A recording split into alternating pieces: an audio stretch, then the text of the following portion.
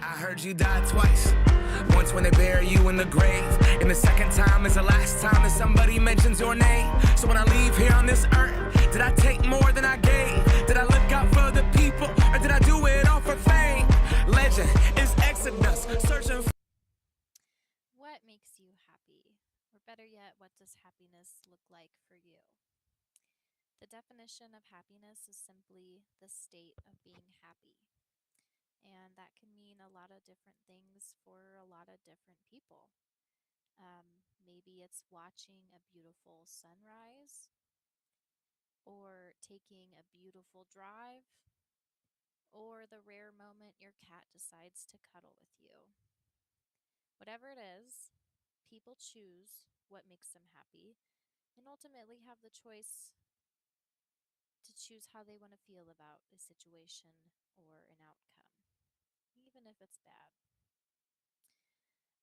Maybe if you overheard Macklemore say how giving more than he takes in life was something important to him, maybe that's something important to you as well, and something that brings you happiness. Happiness for me is a little bit like that, like having the choice to make the most of my days and choosing to be happy at the end of them, no matter what might have happened, and just being thankful to have had another day on earth. And that's really part of the real beauty of life, is our free will and our ability to feel how we want to feel and think what we want to think.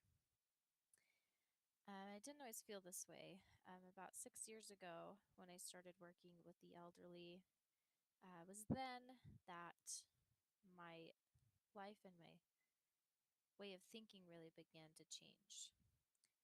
I realized that these people had a lot of wisdom to offer, and that they wanted to share all of their knowledge with me, and they wanted to help me even on some of their worst days. They were always asking how I was, um, if they could do anything.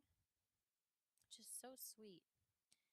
And many elderly people that I've encountered are very humble and content and overall happy.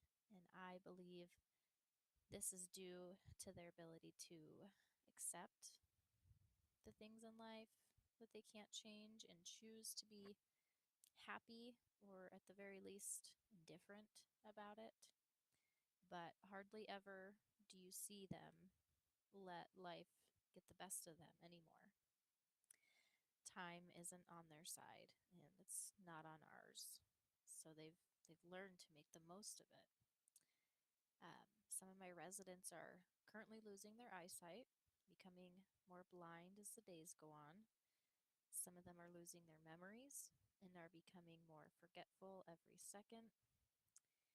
And all of these events are extremely frustrating and emotional for them to live with, let alone to accept.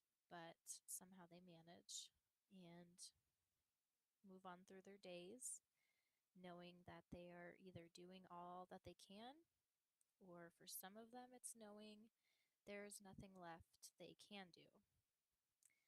And they say things like, it is what it is, or it could be worse. And my favorite, from my 100-year-old resident, she once told me, getting old is a privilege not many of us get.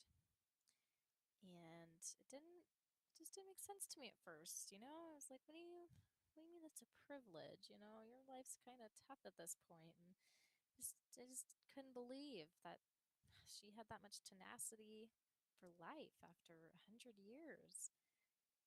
Yeah, and losing some children along the way, and going through some other really hard stuff.